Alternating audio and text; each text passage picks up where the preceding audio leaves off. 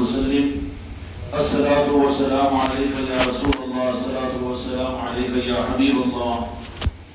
قابل قدر اور قابل احترام حاضرین و حاضرات،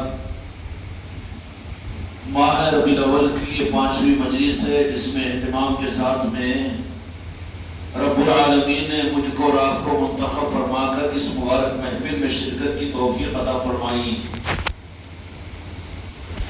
اللہ رب العالمین نے اپنے محبوب کے بارے میں جو بہت واضح انداز میں جو بات ارشاد فرمائی ہے انسانیت کے لیے قرآن مجید کے اندر میں کہ وَمَا أَرْسَلْنَاكَ إِلَّا رَحْمَةً لِلْعَالَمِينَ، اس آیت شریفہ کو ہم نے اور آپ نے بارہا سنا ہوگا اور سنتے رہتے ہیں اور قیامت تک سنتے رہیں گے۔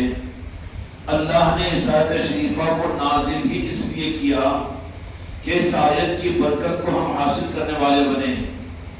کیا اس آیت کو سننے کے بعد کہ جس کا ترجمہ کہ جس کا مفہوم یہ ہے کہ وَمَا أَرْسَلْنَاكَ، کہ ہم نے اپنے محبوب کو رحمت للعالمین بنا کر اس دنیا میں مبعوث کیا ہے، بھیجا ہے، تو رب العالمین نے رحمت بنا کر بھیجا، تو پھر بھیجنے کے زمانے کے اعتبار سے وہ زمانہ تھا محبوب کو اللہ تبارک و تعالیٰ نے خاتم الانبیاء بنا کر بھیجا، تو وہ تو 1500 برس گزر چکے ہیں، لیکن اللہ تبارک و تعالیٰ نے جو بات فرمائی کہ رحمت بنا کر بھیجا، تو پھر وہ رحمت ہمیں کیسے حاصل ہو؟ آپ کی رحمت کے لینے کا ذریعہ کیا ہے؟ آپ کی ذات سے جنہوں نے راس رحمت لیا ان کو صحابہ کہتے ہیں۔ سب کچھ بن سکتے ہیں لیکن صحابی نہیں بن سکتے۔ تو پھر سوال یہ پیدا ہوتا ہے کہ اللہ تبارک و تعالیٰ کا معاملہ اپنے بندوں کے لیے نعوذ باللہ العیاذ باللہ یہ تو نہیں ہے کہ ہم تو 15ویں صدی میں پیدا ہونے کے اللہ سے دعا بھی نہیں کیے اور خدا نے کہا کہ تم میرے محبوب کی حیات ظاہر میں پیدا ہو، تو نعوذ باللہ ہم نے انکار بھی نہیں کیا۔ تو پھر اللہ نے تو پیدا ہم کو 1500 برس کے بعد فرمائے، اور رحمت للعالمین کے بارے میں اللہ تبارک و تعالیٰ قرآن مجید کے اندر میں فرما دے، اور پھر جنہوں نے اپنے چہروں کی آنکھوں سے میرے مصطفیٰ کا دیدار کیا تو رحمت کا وہ رخ ان کو نصیب ہوا کہ ان جیسے بعد میں قیامت تک اللہ تبارک و تعالیٰ اس دنیا کے اندر میں کسی اور کو نہیں بنائیں گے۔ تو پھر کیا یہ رخ اپنی مرضی کا بھی نہیں، تو کیا رب العالمین نے ہم کو محروم رکھا؟ محروم نہیں، مرتبے کے اعتبار سے صحابہ کا وہ مرتبہ ہے، لیکن قیامت تک کے لیے میرے مصطفیٰ کی رحمت کو امت کو ملنے کا رب العالمین نے ایک نظام امت کو عطا فرما دیا ہے۔ صحابی نہیں بن سکتے لیکن عاشق رسول بن سکتے ہیں۔ صحابی نہیں بن سکتے، خدا کی قسم تمام اولیاء مل کر ایک صحابی کے مقام تک نہیں پہنچ سکتے، یہ عقیدہ ہے اور سچا عقیدہ ہے۔ تو کیا رحمت للعالمین کی ذات سے مستفید ہونے کا اللہ نے ایک ہی رخ صحابہ کو عطا کر دیا اور بعد والے محروم رہیں گے؟ جیسے وہ ہمارا رب ہے ویسے ہی اللہ تبارک و تعالیٰ ازل سے لے کر ابد تک کے انسانوں کا رب ہے، اور جیسا رب العالمین سارے انسانوں کے لیے 70 ماہ سے زیادہ محبت رکھتا ہے ویسے ہی ہم سے بھی رکھتا ہے۔ تو ایک ماں کی ممتا کا تقاضا یہ کہ ماں کی نظر میں کوئی بیٹا بڑا اور چھوٹا اور کوئی اعلیٰ اور ادنا نہیں ہوتا، بلکہ ممتا ماں کا تقاضا کہ وہ ہر بیٹے کو محبت برابر کی دیتی ہے۔ تو پھر رب العالمین کی رحمت کہ ہم نے رحمت بنا کر نازل فرمایا، صحابہ کرام کو یہ دولت نصیب ہوئی، اللہ نے ان کو زمانے کے اندر اس دنیا میں بھیجا اور میرے آقا کا اپنی نظروں سے دیدار کیا، اور ان کو اللہ تبارک و تعالیٰ نے یہ سعادت عطا فرمائی کہ ہم بعد میں پیدا ہونے والے اپنی مرضی سے نہیں بلکہ رب کی ہی قدرت سے۔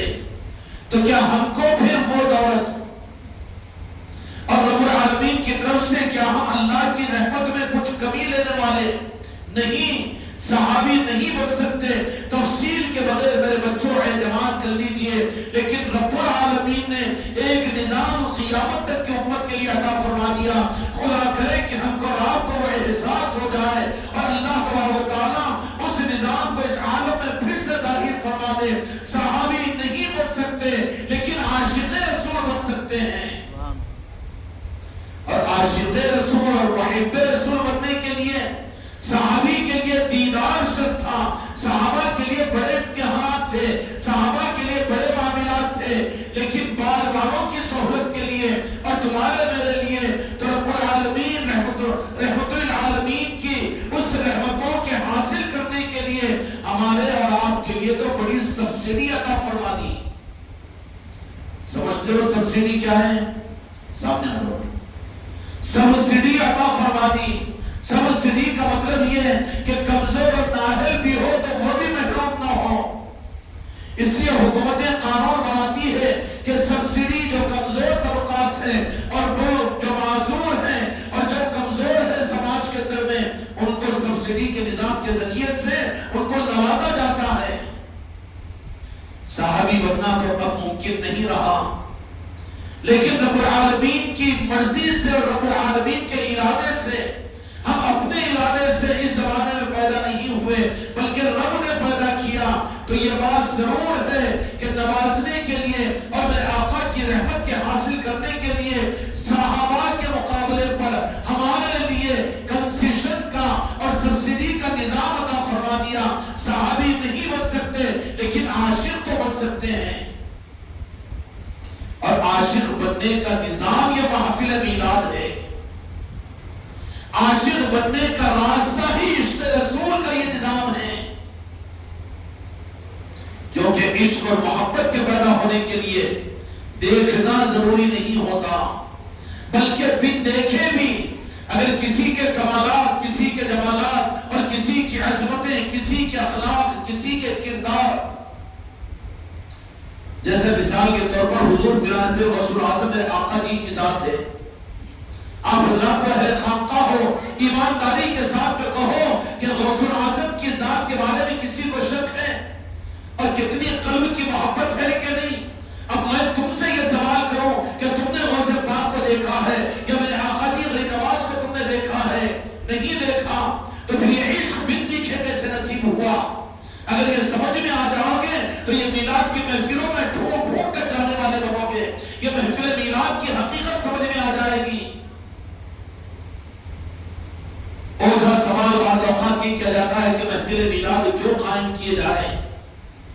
ارے یہ تو ہمارے لیے خدا کی نوازش کا ایک نظام ہے جو رب العالمین نے اپنے محبوب کی رحمت کے دینے کے لیے, اپنے محبوب کے عشق اور محبت کے دینے کے لیے رب نے بطور انعام کے ربیع الاول کا مہینہ اور محفل میلاد اس امت کو عطا فرمائی ہے. سمجھ میں آ گئی بات؟ اب پیران پیر غوث الاعظم کو تو نہیں دیکھا آپ نے, لیکن تم میں سے کوئی ایسا بدنصیب تو نہیں ہوگا جو غوث الاعظم سے محبت نہ کرتا ہو. صحیح ہے کہ نہیں؟ کیوں؟ اس لیے کہ غوث الاعظم کے حسن کو سنا اور غوث الاعظم کے تصرفات کو سنا اور ان کی عظمتوں کو سنا, ان کے تذکروں کو سنا, گھروں میں 11ویں شریف کیا اور اولیاء کے عظمتوں کو خوب سنا, اتنا سنا کہ بغیر دیکھے بھی غوث الاعظم کی محبت نصیب ہو گئی. تو پتہ یہ چلا کہ دیکھنے کے لیے, عشق کے لیے, محبت کے لیے دیکھنا اعلیٰ درجہ ہے. جنہوں نے پیران پیر غوث الاعظم دستگیر رحمت الرضوان کو دیکھا, ان کے قدموں کی خیرات اگر مل جائے تو آنکھوں کا سرما ہم لگائیں گے. جو میرے خواجہ جی خواجہ خواجگان کو اپنی نگاہوں سے دیکھا, ان کے ایمان کو اپنے ایمان کے لیے ہم اپنی سعادت سمجھیں گے, ان کی غلامی کو اپنے سر کا تاج سمجھیں گے. لیکن دیکھا کسی نے؟ اچھا یہ تو جانے دیجیے اور سمجھنے کے لیے, راجن شاہ ولی کی ذات کو کسی نے دیکھا؟ کیا تمہارے آبا و اجداد نے دیکھا؟ اور کوئی تصویر اور فوٹو ان کی موجود ہے؟ یا پھر اس اعتبار سے کہ انہوں نے لکھی ہوئی کتاب کو آپ نے پڑھا, یا ان کا کوئی بیان اور تقریر آپ نے سنی, یا کبھی ان کی زیارت نصیب ہوئی؟ جن کو ہوئی ہے اور ہوتی ہے خدا کی قسم, سرزمین عادل آباد پر کئی لوگ ہیں جن کو سرکار راجن شاہ ولی نے اپنا دیدار, اپنی ملاقات میں عطا فرما دی. یہ سب یہاں پر کانسیپٹ ہے, یہاں کے کمالات ہے. ان کمالات کو حاصل کرنے کی فکر اندر پیدا کرو. لیکن اندھے ہم ایسے بن گئے اور ہمارا رخ ایسا موڑ دیا گیا کہ ان چیزوں کو ہم اعتماد میں نہیں لاتے. ادھر اس طرف میں سے تو نوازے جانے کا راستہ ہی بند ہو چکا، یہ راستہ ہی موڑ دیا گیا، اور خود کو باکمال سمجھنا اور اپنی عبادتوں کے پر ناز کرنا اور اپنے آپ کو حقدار سمجھنا، یہ گمراہیت کے اندر میں ہم پڑے ہوئے ہیں۔ نہیں دیکھا نا راجن شاہ ولی کو، لیکن جو لوگ سنے ہوئے ہیں آپ کے کمالات کو، اولیاء کی عظمتوں کو قرآن میں اور حدیث میں اور سچے لوگوں سے اور ان کی کرامتوں کو اور ان کی عظمتوں کو، تو بن دیکھے بھی کیا راجن شاہ ولی سے محبت نہیں ہے کہ نہیں؟ یا ہمارے ضیاء بھائی دیکھو، جب مل جاتا ہے دل چہرہ تو چل جاتا ہے راجن شاہ ولی، بابا کی قبر پر نہیں جاتے ہوں گے، لیکن راجن شاہ ولی کے پاس باپ پیدا کیا ہوا ہے نا، محبت کے زیادہ حقدار وہ ہے نا، لیکن راجن شاہ ولی کے پاس میں جانا اور وہاں پر وہ تو شب برات میں گئے بھی تو گئے، نہیں تو پھر گئے تو بھی ابھی بھی ہے کہ وہ آج تو ایسا نظام بن گیا کہ پوترا تو دور کی بات ہے، بیٹے ڈھونڈتے رہتا نہیں، یہ اس سے بابا کی خبر، بابا کی خبر، بابا کی خبر، نہ برسی معلوم ہے نہ بابا کے سنا، پراپرٹی پہ قبضے دار ہے اور خوب ان کی پراپرٹی سے فیض حاصل کر رہا ہے، لیکن سال میں ایک مرتبہ تیرے دسترخوان کو تو اپنے باپ کی اور ماں کی برسی کے لیے اپنے گھر میں بچھا نہیں رہا ہے، اور ان کے پاس میں جا کر کبھی شکریہ اور احسان ادا نہیں کر رہا۔ جو بندوں کا ناخلف ہو اور بندوں کا ناشکرہ ہو، وہ رب کا بھی ناشکرہ ہو جاتا ہے، ہوتا ہے کہ نہیں ہوتا؟ اس لیے اپنے ماں باپ کی قدر کرو کہ ان کا حق ہے۔ اللہم ارحمہما کما ربیانی صغیرا، کہ یا اللہ جس آیت شریفہ کا اور اس دعا کا مطلب یہ ہے کہ جیسے بچپنوں میں ہم پر انہوں نے رحم کیا، یا اللہ اب ان کے اوپر تو رحم و کرم کے دروازے کھول دے۔ اللہم ارحمہما کما ربیانی، ہم فاتحہ پڑھ دیتے مگر باقی پہ وزن نہیں پڑتا، ان کی نسبتوں کے اوپر تجھے کھلانے کا موقع نہیں ملتا نا، ان کے لیے ایصال سوال کے لیے تجھے قرآن پاک پڑھنے کا موقع نہیں ملتا، پڑھانا بھی ہے تو کرائے کے بچوں کو لا کر پڑھانا ہے بڑی بے رخی کے ساتھ میں، وہ ماں باپ تو لعنت کرتے ہوں گے کہ ہمارے لیے تیرے پاس میں ہم نے تجھے مولصاحب کو لگا کر عربی پڑھایا، تجھے حافظ بنایا اور عالم بنایا اسی لیے کہ تو ہمارے لیے قرآن بھی نہ پڑھ سکے۔ کسی کے دل کو تکلیف ہو رہی تو معاف کرنا، لیکن حقیقت سوچو اس معاملے میں وہ ماں باپ کے دل پر کیا گزرے گی؟ وہ ماں باپ تو یہ چاہتے کہ ہماری اولاد خود پڑھ کر اپنا خرچ کر کے اور ہمارے لیے اس سارے ثواب کرے، اور یہ کیا کیا؟ یوز اینڈ تھرو کا نظام کہ دانا کرا دو 10,000 20,000، یہاں تو کم ہے یہ، لیکن حیدرآباد وغیرہ کے اندر میں تو مستقل وہاں پر فیسیں طے ہے، 1 قرآن 2 قرآن 3 قرآن پڑھیں گے، پڑھنے والا کون، پڑھ کس کے لیے رہا ہے اور کیا ہو رہا ہے، یہ کیا بک رہا ہے دین، اور یہ کیا بک رہا ہے ایصال ثواب، اور کیا ہے، اور وہ ماں باپ کتنا محسوس کرتے ہوں گے؟ محسوس کرتے ہیں ماں باپ، احادیث سے ثابت ہے کہ اپنی اولاد کے اعمال کو دیکھ کر خوش ہوتے ہیں، بے رخی کو دیکھ کر ماں باپ کا دل دکھتا ہے قبروں کے اندر میں۔ ایصال ثواب کو بھی ایسے کر رہا ہے کہ چلو بلاؤ مدرسے کے بچوں کو، چلو کھلا دو، اور پھر اس کے بعد میں نہیں، میں تو ماشاءاللہ نہیں، وہ بھی کرا، کپڑے بھی بنا، اور جو کچھ کر سکتا ہے کر، مسجدیں بنا ماں باپ کے نام پر اللہ نے کیا ہے، بہت کچھ کرتا ہو کر، ہر مہینہ ان کے لیے کر، ہر نماز کے بعد میں کر، لیکن جب موقع ہو تو تیرے ماں باپ کی خوشنودی، اچھا برسی کر رہا ہے ماں باپ کو خوش کرنے کے لیے نہ، تاکہ اللہ خوش ہو جائے، تو یہ برسی کے لیے ضروری ہے کہ تیرے ماں باپ بھی خوش ہو، تو بیٹھ کر آدھا پارا 1 پارا پوری عظمت کے ساتھ میں، پورے استحضار کے ساتھ میں تو اور تیری اولاد، تیرے گھر والے اور جو کچھ ان کی اولادیں اور پوتے اور ناتی پوتی ہے، بولو غیر کے قرآن پڑھنے سے تمہارے ماں باپ خوش ہوں گے یا خاندان کے لوگوں کے پڑھنے سے خوش ہوں گے؟ وہ تو باہر کا باہر نظام ہو جائے گا۔ وہ ماں باپ کیا کہیں گے کہ ہمارے لیے ہم نے اسی لیے تجھے قرآن پڑھنا سکھایا اور اسی لیے عالم و حافظ بنایا کہ تو ہمارے لیے پڑھنے کا تجھے موقع نہ ملے، اور تو دوسروں کو پڑھا دے، اور دوسروں کے پڑھانے کے ساتھ میں پھر ان کا یہ کرائے کا نظام، اور کرائے کے ساتھ میں تو ہمارے پاس میں ایصال ثواب بھیج رہا ہے۔ آپ اپنے پیر کو کوئی تحفہ لے کر آ کر دے رہے ہیں، لیکن آپ دینے کے بجائے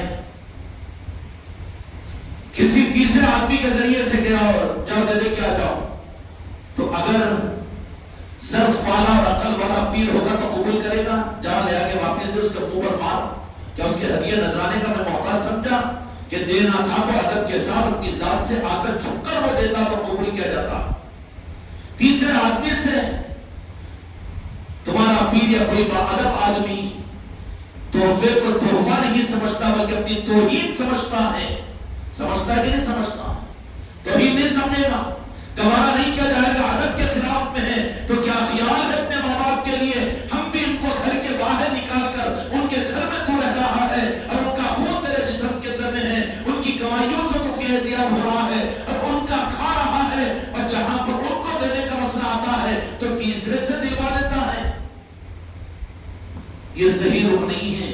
ماں باپ کی اگر برسی ہو تو خاندان کے افراد چاہے 4 پارے چاہے 10 پارے، لیکن بنفس نفیس آنکھوں سے بھی آنسو نکلے، کبھی ماں باپ کی بھی یاد آئے اور کبھی دل بھی دکھے، ان کے احسانات بھی یاد آئے اور ان کی زندگی بھی یاد آئے، ان کی شفقتیں بھی یاد آئے، ان کی محبتیں بھی یاد آئے. جو سمجھ میں آنے کی نہیں بات، برخلاف اس کے یوز اینڈ تھرو اور کرائے کے نظاموں کو لا کر تو تمہارا پیر اس کو تحفہ نہیں، ہدیہ نہیں بلکہ توہین سمجھے گا. تو پھر کیا خیال ہے اپنے ماں باپ کے بارے میں کہ تو ہم کو تو باہر کا باہر کر دیا، ہمارے گھر میں آ کے قبضہ کر لیا اور ہماری پراپرٹی سے فائدہ حاصل کر رہا ہے، لیکن جہاں پر ہمارے پاس کچھ بھیجنے کا تجھے موقع ہے تو تیرے بیوی بچوں کو اور تیرے خاندان والوں کو اور میری اولادوں کو، اے ناخلف اولاد، تجھے میرے ایصال ثواب کے لیے قرآن پڑھنے کی توفیق نہیں، تیرے دل کے بغیر اگر یہ جب سب کچھ ہوگا تو وہ عمل کے اندر اتنی خوشی ماں باپ کو حاصل نہیں ہو سکتی.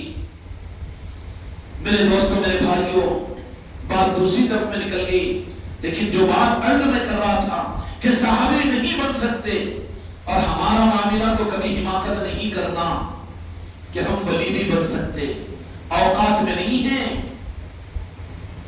ہاں یہ ہے کہ ہم اولیاء کا نام لیوا بن سکتے ہیں، اولیاء سے محبت کرنے والے بن سکتے ہیں، گمراہ نہیں ہونا، دھوکہ نہیں کھانا، لالچ میں پڑھ کر اپنے کو برباد نہیں کرنا کہ نہیں ہم بھی اولیاء بن سکتے ہیں. کہنے والے کہہ دیں گے کیا اولیاء متقی ہوتے ہیں؟ مومنین بھی تو اولیاءوں کی تخصیص کو ختم کرنے کے لیے یہودیوں نے یہ کانسیپٹ دے دیا. اولیاء کیا ہے؟ وہ بھی ہم جیسے ہی تھے، نمازیں پڑھ کر ولی بن گئے، روزے رکھ کر ولی بن گئے، اور ایسے ہی اس لیے ہم بھی پڑھتے ہیں نا، اس لیے ہم بھی ولی، میرا باپ بھی ولی، میرا پیر بھی ولی. کھیل و تماشا نہیں ہے. ولی پہلی بات تو یہ ہے کہ زمین پر نہیں بنتے بیٹا، دھوکہ کہاں دے رہا ہے؟ شیطان کے جنگل میں پھنس گیا. ولایت تو آسمانوں سے عرش الہی سے آتی ہے، مدینے کی چوکھٹ سے آتی ہے، مولا علی کے عزت اور حکم سے آتی ہے، اور غوث اعظم کے واسطے سے آتی ہے، اور غریب نواز کے طریقے سے آتی ہے. سمجھ میں آئی بات؟ لیکن یہ کانسیپٹ تو ضرور ہے، ہم اولیاء سے محبت کرنے والے ہیں، ہے کہ نہیں؟ یہ بھی کم بات نہیں ہے، بہت عالی بات ہے. حدیث پاک ہے من تشبہ بقوم فہو منہ، اور ایک حدیث پاک نے فرمایا کہ جو دنیا میں جس سے محبت کرتا تھا کرتا رہے گا وہ قیامت میں انہی کے ساتھ میں ہوگا. ہے کہ نہیں ایڈوانٹیج سند؟ اس لیے مر جاؤ، جان کو دے دو، سولی پر چڑھ جاؤ اور اپنے آپ کو برباد کر لو، دنیا کو لات مار دو، لیکن اولیاء کے ساتھ محبت کے رشتے کو ختم نہیں کرنا. کیوں کہتے ہو یا غریب نواز، کیوں کہتے ہو یا غوث اعظم، کیوں کہتے ہو اولیاء کے نظام کے معاملات میں کہنا کہ جان جا سکتی ہے لیکن یہ رشتہ ختم نہیں ہو سکتا؟ کیوں کہ یہ وہ چیز ہے جس کے بارے میں میرے مصطفیٰ نے سند عطا فرمائی کہ جو جس سے محبت کرے گا دنیا میں قیامت میں اسی کے ساتھ میں اس کو اٹھایا جائے گا اور اسی کے ساتھ میں وہ ہوگا. اگر چاہتے ہو غوث خواجہ کے ساتھ میں، چاہتے ہو تاج الاولیاء کے ساتھ میں، اور چاہتے ہو راجہ شولی کے ساتھ میں، تو پھر اپنی زندگی کی آخری سانس تک ان سے محبت کا ثبوت دینا پڑے گا کہ ہم اولیاء سے محبت کرنے والے ہیں. یا آنکھیں مٹکا کے، کالے کپڑے پہن کے، زلفاں پال لے کے، چھلے پہن کے میں بھی ولی نہیں ہے، پکا شیطان ہے. تو حقیقت میں جو ولی ہوتا ہے نا وہ تو حکومت بہت کم لوگوں کو اللہ تعالیٰ اس بات کا عزت دیتا ہے کہ اپنی ولایت کا اعلان کرو، لیکن وہ تو اپنی ولایت کو چھپائے رکھتے ہیں. اور یہ ہے نہیں اور ڈنکا بجانا ہے کاموں کھا کے 25-50 ہزار مریدوں کو جمع کر لیں گے. مرید اگر ولی کہہ رہے ہیں تو وہ مریدوں کا مقصد ہے بابا، وہ تجھے بے وقوف بنا رہے ہیں. ان کی غرض ہے اس کے اندر میں، ان کا مفاد ہوگا، ان کی چکر میں تو آ گیا کہ ولی یا پیر مریدوں کے چکر میں آنے والا وہ پیر کیسے ہو سکتا ہے؟ وہ بلکہ وہ تو مریدوں کا مرید ہے وہ. تو یہ کانسیپٹ تو ہے کہ ہم اولیاء سے محبت کرنے والوں میں ہیں. میرے غریب نواز نے کرم فرما کر یہ دولت تو تم کو ہم کو عطا فرما دی. خدا ہماری تمہاری نسلوں کو بھی عطا فرمائے، نسلوں سے بہت مطمئن ہوں. تمہارے ہمارے لیے تو بڑی تعلیمات، بڑی تربیتیں، بہت کچھ کرنا اور کرانا پڑ رہا ہے، لیکن تمہاری گودوں میں پیدا ہونے والی اولادیں وہ ان دولتوں کو بزرگوں کی نظروں سے جو حاصل کر رہی ہیں، بے خودی کے عالم میں غوث و خواجہ کو یاد کرنے والے اور وہ میلاد کا اہتمام کرنے والے، گھروں میں ذکر کے نظام اور نعتوں کا اہتمام اور منقبتوں کا پڑھنا، ایسی جو نسلیں تمہارے گودوں میں آ رہی ہے، ان نسلوں کو دیکھ کر شیطان ان نسلوں کو نوازے جانے کے نظاموں سے ختم کرنے کے لیے جو سجاتا ہے کہ نہیں ٹھیک ہے اپن تو مرید بن گئے، اپن تو چلے گئے اور اپن تو ہو گئے، لیکن ذرا بچوں کو نہیں، ان کو ڈاکٹر انجینئر بننے کے لیے ادھر جانے مت دو، بجائے اس کے جماعت میں بھیج دو، دارالعلوم میں ڈال دو. جتنے گئے ہیں کیا گل کھلا رہے دنیا کے اندر میں؟ جا تیری قسمت نے اپنی اولادوں کو اگر اولیاء کا غلام بنانے کا ارادہ نہیں ہے تو محرومی ہے تیری قسمت کی کہ جا پھر انہی کے پیچھے چلے جا، کہ پھر کیا ہوگا اس سے زیادہ آپ دنیا کو دیکھ رہے ہیں. اس لیے اپنی نسلوں کے معاملات کے اندر فکر کا تقاضا یہ ہے کہ ان خانقاہ کی محفلوں میں اور میلاد کی محفلوں میں، ذکر کی محفلوں میں اور ان نظاموں میں اپنی معصوم بچوں کو ضرور شریک کیا کرو، کیونکہ بڑی امیدیں وابستہ ہو رہی ہے.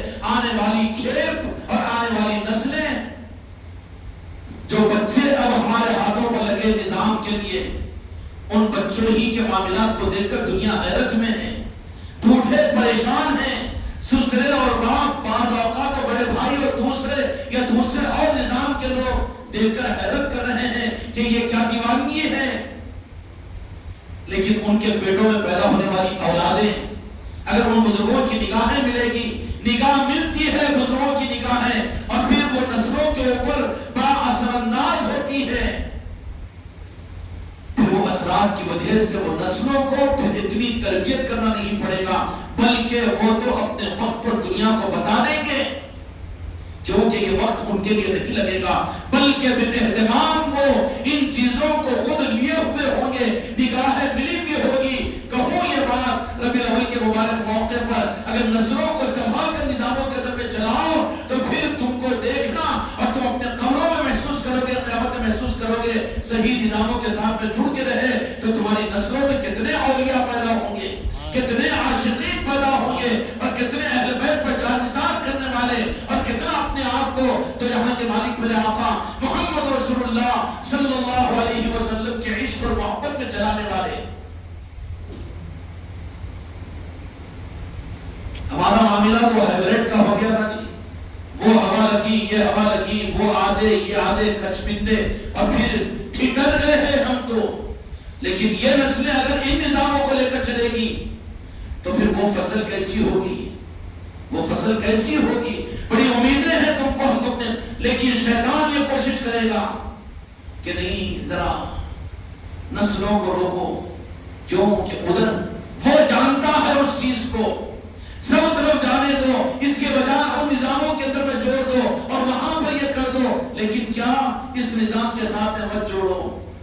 تو پھر یہ پالیسی اور یہ میتھڈ اور یہ راستہ عین شیطان کا دیا ہوا ہوتا ہے، اور یہ چیز کہ کسی طرح سے اس نظام سے اپنی نسلوں کو وابستہ نہ کرو. لیکن جو قبولیت والے ہوں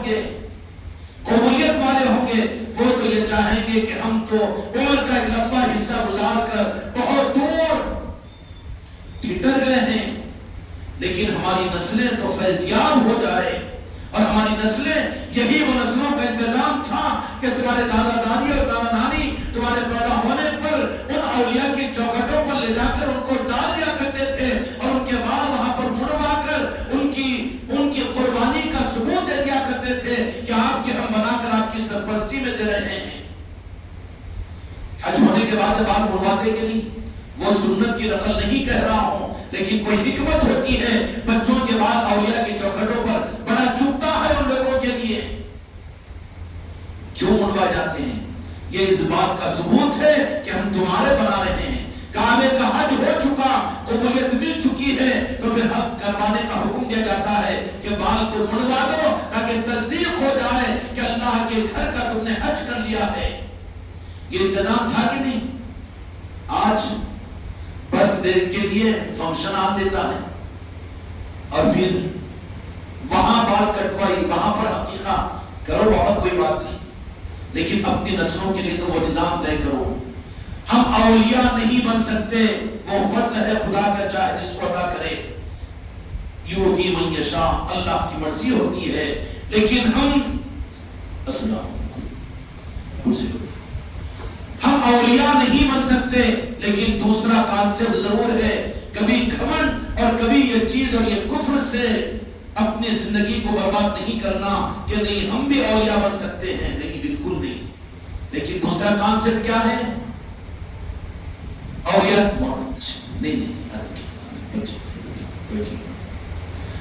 نہیں بن سکتے، لیکن اولیاء کے چاہنے والے اور اولیاء کے عاشق تو بن سکتے ہیں۔ صحابی خدا کی قسم نہیں بن سکتے، لیکن اس نوازشوں کے عطا کرنے کے لیے رب العالمین نے جو نظام قیامت تک کے لیے امت کو عطا کیا ہے، اپنے محبوب کی امت کو رب العالمین نے محروم نہیں کیا۔ 15ویں صدی میں نہیں، قیامت کے قریب میں پیدا ہونے والا انسان بھی اگر میرے مصطفیٰ کا امتی ہے، اللہ تبارک و تعالیٰ اس کو بھی محروم نہیں کریں گے۔ وَمَا أَرْسَلْنَاكَ إِلَّا رَحْمَةً لِلْعَالَمِينَ، اس کو بھی رحمت سے نوازا جائے گا، لیکن کس صورت میں؟ ان کے نوازے جانے کے لیے وہاں سے ذات سے میرے مصطفیٰ کی فیض صحابہ کو حاصل ہوا۔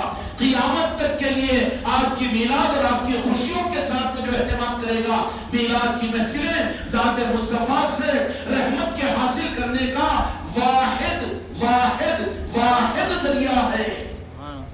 اس لیے جتنے عاشقین دنیا میں وجود میں آئے، جتنے عاشقین، اولیاء تو اولیاء ہوتے ہیں، ان کی ہر سانس میلاد ہوتی ہے، ہر سانس ان کی یاد مصطفیٰ ہوتی ہے، ان کا تو چھوڑ دو، لیکن جتنے عاشقین دنیا میں تاریخ 1500 سالہ تاریخ میں وجود میں آئے، خدا کی قسم وہ میلاد کا اہتمام کر کے اس رحمت کی خیرات کو لیا اور عشق کی دولت کو انہوں نے حاصل کیا۔ غافل جو رہے کہ مہینوں میں مہینہ آتا ہے چل جاتا ہے، اس کا اتنا اہتمام کیوں، اس کے لیے اتنے بیانات کیوں، اور اس کے لیے اتنی لائٹیں کیوں، اس کے لیے اتنے جلسے کیوں، کون کہے گا کہ یہ محروم ہونے والا ہے؟ اگر میرے مصطفیٰ کی ذات سے ہم کو موقع نہیں، تو پھر آپ کی میلاد سے ہم اور آپ حاصل کر کے عاشق اور چاہنے والے تو بن سکتے ہیں میرے مصطفیٰ کی۔ اس لیے خود بھی اور ساری امت کو اس بات کی ترغیب دے، خدا ہم کو اور آپ کو اس نظام کے قدر کی توفیق عطا فرمائے۔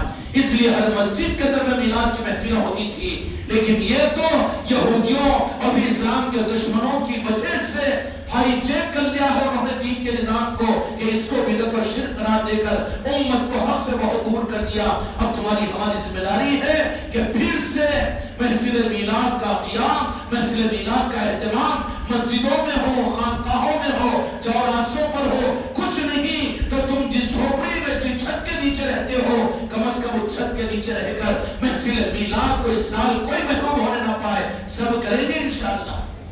اللہ تعالیٰ یہ دولت، یہ ہماری اپنی ذاتی ضرورت ہے، خدا کی بارگاہ میں قبولیت کا اللہ کی طرف سے ایک نظام ہے۔ حب رسول اور اس کے رسول میلاد کے اہتمام کے بغیر نصیب نہیں ہوتا۔ اب قرآن حدیث کی روشنی کے اندر میں مدلل انداز میں حضرت مولانا سے میں درخواست کرتا ہوں کہ پھر ان ساری باتوں کو میلاد مصطفیٰ کے سلسلے میں آپ کے سامنے ارشاد فرمائیں گے۔ میری معذرت کے ساتھ میں کہیں اور جگہ بھی جانا ہے، وعدہ کیا ہوا ہوں، اس لیے آپ پورے حضرات بڑے اہتمام کے ساتھ میں، بڑی لگن اور بڑی چاہت کے ساتھ میں سنتے رہیں۔ اللہ تبارک و تعالیٰ اس کی برکت اور نورانیت عطا فرمائے۔